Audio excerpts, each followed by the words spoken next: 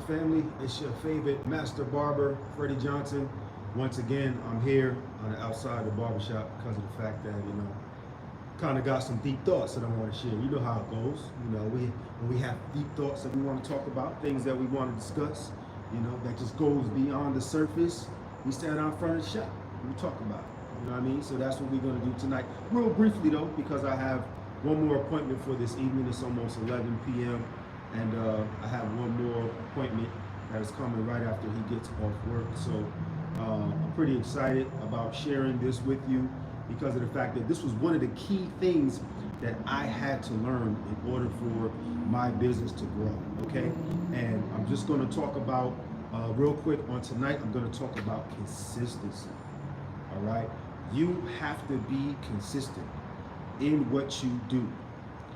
If it's showing up at a certain time, say if you have business hours where your business opens up, at least it says on your door that you open up at 8 a.m. and you're closing at 8 p.m. Let's say that, okay? Now, you're gonna have to make sure that the hours that you set are the hours that you're going to be able to keep. If you say you're opening up at 8 a.m., then you should be opening up at 8 a.m. every single time that you have it set up. If it's Monday through Friday, if it's every day throughout the week, so on and so forth, you need to be sure that your business is consistently open at that time. Your clients are going to have an expectation for you to be open. They're actually going to be setting their personal schedules in order to be able to patronize your business at the time where you say that it's open. That may be the only time in the course of the day that they may be able to come see you. So if you say that you're open at 8, but then you don't show up until 8:30, 9 o'clock, there's no telling how many clients you could miss. I cannot tell you how many times I have seen clients line up in front of a business in that morning before that business is supposed to open. So they can go ahead, get in there, get what they need so they can do what they need to do throughout the course of the rest of the morning or the afternoon or wherever it is that where your office hours are set up. Now, there also needs to be consistency not only in your time, but consistency in the standard of your service. Okay, you can't at one point have all smiles, great customer service, great conversation, and then they come and see you again that next week and there's no words and your head is down and your countenance is not the same.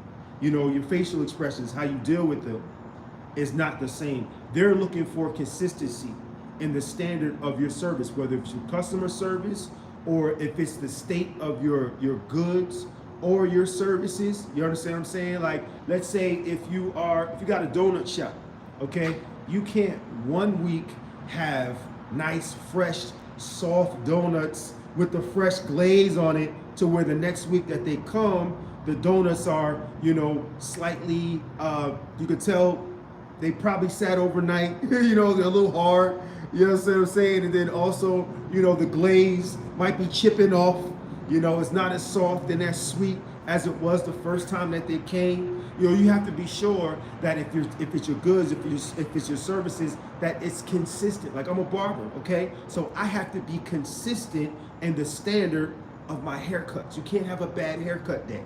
You understand what I'm saying? We have to be consistent in what we do. So I have to make sure I'm giving my undivided attention to my clients when they get in the chair. I have to be sure that my clippers are up to par, how sharp they're cutting.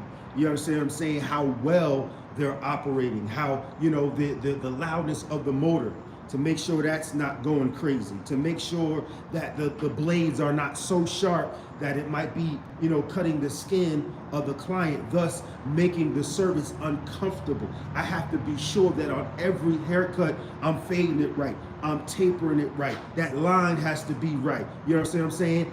If somebody's coming in and getting a bald head or a clean shave, I have to be sure that every single time I have those clean towels so that they will be able to enjoy that experience of that hot towel service when they get those type of services done. You understand what I'm saying? We have to be consistent in the quality or the standard of our service. And we have to be consistent in our attitude when we do what we do. We have to be consistent if you have a business that's online, and you have a certain deals, on a regular basis, or you might have, a certain product or a service that's available for the client to be able to enjoy at a specific time of the year, a specific time of the month, a specific time of day. If you might have certain specials during that course of the day, you have to make sure that you're consistent with that. If you're posting, and that's something that I'm working on personally. We have to make sure that we're posting on a consistent basis. You got followers that are looking for you to post. I'm still in a situation where my following is growing, so I don't have as much on me as far as a pressure to post, at a certain day, certain time, things of that nature. But, I know as I grow, as I mature, as I do this more, I'm going to start setting more strict parameters on, when I post. You know what I'm saying? A more strict standard of when I post. But once you start doing that, don't let up. Don't stop. Make sure you're doing that on a consistent basis, because those people who are following you are looking for you to post on a regular basis. There's people who I'm following right now, and I'm learning a lot from them. So in learning a lot from them, I'm learning, okay, how are they staying consistent? What kind of techniques are they using? What kind of standards, what kind of standard operating procedures do they have when it comes to how they do what they do, which is why they're so consistent. And one of the things I recently learned by someone that I follow, they actually sit down and they write out about 50 topics before they make any videos. And I learned from that. I'm like, okay, that's cool. Because then on that day or on that week, when I'm posting, I don't have to try to come up with a topic. I already have it all laid out. So then all I have to do is now pump out the content, because I've been cutting hair for 33 years. So it doesn't take much for me to find something to talk about when it comes to this. But it's just a matter of deciding when I'm going to talk about what. So if I'm writing down these topics, then it's easy for me to go ahead and set the date that I want to talk about a specific topic, so then I can just go live and just go in. You know what I'm saying? And so that just makes everything so much easier when you are organized. And organization, I believe it helps for consistency, because you have it set in your mind, you have it set in your schedule when it is that you're going to do what, so that you will be able to go ahead and just follow through. It's just going to flow, instead of dealing with, the portion of getting that certain thing established, where you have to sit down now and you have to, figure out, okay, what topic am I going to have? And then sometimes that's the hardest part, because if you already know for that day or for that week what you're going to talk about, your mind is automatically going to start reaching for information to share with your audience. Your questions are going to come up like, okay, what do they need to hear? And what do they need to hear that might be different than what they've heard before? How can I really add value in this video? How can I really give them something that's going to help them get to that next level? Whereas if at the last minute you're trying to come up with a topic, 9 times out of 10, what's going to end up happening is there's going to be certain things that you might have wanted to talk about, but it's not going to come up in your mind. And then after the fact, it's like, oh man, I should have said this, or I should have said that. Whereas if you had the topic established, if you had it established beforehand, then all of those details would have already run through your mind. So then it's just a matter of, like I said, just flowing, just going through, So the key is consistency, consistency, consistency. One thing I've learned about a breakthrough comes with a steady knock. Let's say, I like to watch National Geographic and that type of stuff all the time, right? So let's say you're watching a baby bird come into this realm, no longer having to develop inside of the egg. They're ready to reach that next stage in their life. And so what ends up happening is, before you actually see anything physically change, you might first just see that egg rocking, and it's rocking. And then all of a sudden it gets a little kind of oblong. You see a little part that kind of starts to pop out like a little bump or something like that. And then next thing you know, you're seeing that beak come through, and they're steadily knocking, they're knocking, they're knocking, they're knocking, in order to be able to break through that hard shell so that they can come on this side of life and enjoy this side of life. They can come into this realm and enjoy their life on earth. But if they weren't steady in their knocking, let's say if they stop knocking, then what could happen is there could be some bacteria that will build up that might end their life before it really started. Or, they might not have been able to develop the kind of muscles or the momentum that their muscles needed to have in order for them to be able to be strong enough to break through. Mama bird ain't necessarily gonna come through and help. Hey, let me help you get up out this egg. No, that baby has to go ahead and do it on his or her own. You understand what I'm saying? But in order to reach that breakthrough, that bird had to knock steadily.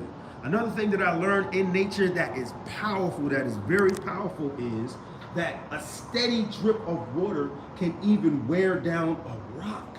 You can have a big stone, and if it's underneath a water that's constantly flowing, the shape of that stone is going to change according to the flow of that water. If it was dripping right in the middle of that stone, after a while there may even be a hole in the center of that stone because of that steady drip of that water, or on the side of the stone, or the front or the back of the stone, or if it's a constant, flowing spring type of situation, that one side of that stone is going to be real smooth because of that consistent flow of water. So if you want your business to continue to build, you have to be consistent. If you want to experience that breakthrough, you have to go and knock steadily. Knock, knock, knock, knock. And then next thing you know, everything that looked like a tough obstacle is going to break down. If you are in a flow, you've built momentum, you have things going, you have things pumping, you have a system in place, you got a team in place, you got things flowing, you want to keep that flow going, because then even the goals that seem to be the hardest to be able to accomplish, you'll be able to do it because of the fact that you have that steady flow, you have that steady system. So what might look impossible to onlookers when they see you start your business, when they see you get to the point where you're flowing, you got your team, you got your standard operating procedures, you have your systems going, they might look and say, hey, they'll never be able to accomplish that. Guess what? 1 year, 2 years, 5 years down the road, you'll be able to accomplish some things that will blow some people's minds. Why? Because you have committed to being consistent. You've committed to being consistent. I've had times in my business where I wasn't consistent. And because I wasn't consistent, I wasn't getting consistent results. And there's going to be distractions that come up. There's going to be good distractions. There's going to be bad distractions. Some distractions might be moving. Moving can be a major distraction because it takes a lot of planning. It takes a lot of energy. It takes a lot of thinking. It takes a lot of strategy, timing, scheduling, setting up how you're gonna pack and all of this stuff, and making all these lists and all of these things. And if you're moving with a family or with a big business, you have to communicate with all the departments so that you can be able to make this move as efficient as possible. It may be a good distraction, but it's still a distraction. Having a baby is a distraction. You have to focus on what route you're going to take, to the hospital when it's time for your loved one to have a baby. You're going to have to figure out what you're going to pack and bring to the hospital. When she goes into labor, you're going to have to think about, making sure that you're putting in for your time. If you're a father, or if you're the mother taking maternity leave, or FMLA, you know, you're using all of that time. You're going to have to schedule all of this, you know. Man, so many things, you know, your business even, you know, making it to that next level, and you're coming close to reaching a short-term goal. You have to make sure that short-term goal is not setting up as a distraction for the consistency that you need in order to be able to reach that long-term goal. You understand what I'm saying? You got to make sure everything lines up. So there's a lot of things that can happen, you know. Death in the family can be a distraction. You know, arguments with loved ones can be a distraction. There are so many things, but in the midst of it all, or sometimes you might just be in a bad mood that day, and that can be a distraction. You know, just some heavy things on your mind, or you might have a memory that popped up that might have been traumatic, you know, something that you're processing through. That can be a distraction. So we need to learn how to be consistent even in the midst of different obstacles, even in the midst of different distractions, even in the midst of different things that might pop up that try to get in the way of our consistency. We have to marry consistency. We have to lock in to consistency. If we can lock in to consistency and lean in to our dream, lean into our vision, lean into our goal, lean in to the plan that we have in order to be able to make that goal a reality, then you're going to find yourself winning. Now, we have to have consistency and attitude. We have to believe. Now, what is attitude? Attitude is orientation of mind. We have to believe that this is going to work. We have to believe that I'm going to be successful with what I'm looking to accomplish. You have to believe that come whatever distraction, whatever it is that tries to come in the way, that you're going to be successful. At the end of the day, you're going to be successful. Your hand is going to be raised. You're going to be victorious. You understand what I'm saying? And you have to speak that thing. Speak it. Because what's going to happen is your mouth is going to train your mind.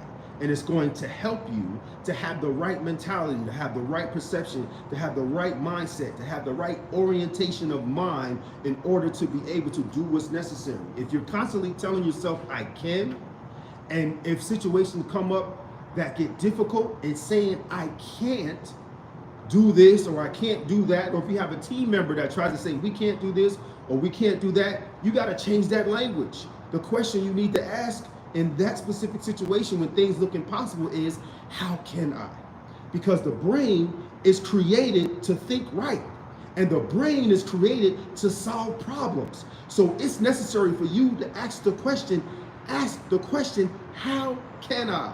How can I get this accomplished? How can we overcome these obstacles? How can we reach these goals? It looks impossible right now, but there's something that's on the inside of me that's telling me that I can do it. And I know that if I align with that and start speaking that out into the atmosphere and coupling that with action and with the right orientation of my mind, then what I'm setting out to do is going to be accomplished. These things are going to happen for you. But you got to have the right mindset. You got to have the right attitude. And if you have the right attitude and not let things get in the way of that attitude, then you're going to find yourself in a position where people are going to be amazed at what you've accomplished. And they're going to be coming to you, asking you questions. What was your mindset when you went through this obstacle? What were you thinking when this situation came up, when that situation came up? I'm going through this right now. And so, you know, my mindset is this and that. Am I thinking the right way, or should I be thinking differently? You're going to be able to help somebody.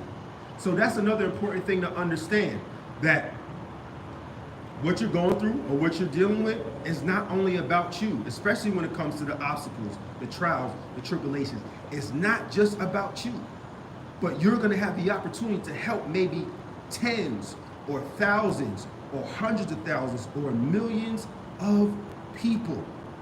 So focus on that and understand that, and it's going to help you to stay motivated. It's going to help you to stay driven. It's going to help you to keep the right mindset. It's going to help you to stay consistent. Another strong, consistent thing for you to have is a consistent prayer life.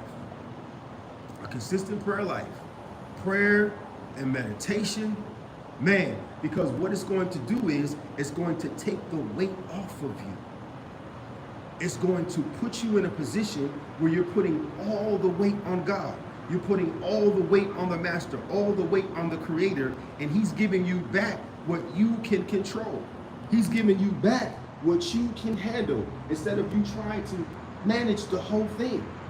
Because the whole thing within itself as a weight is too much. It's too much. You have opposing forces that are all around you, that are trying to pull you down, that are trying to break you down.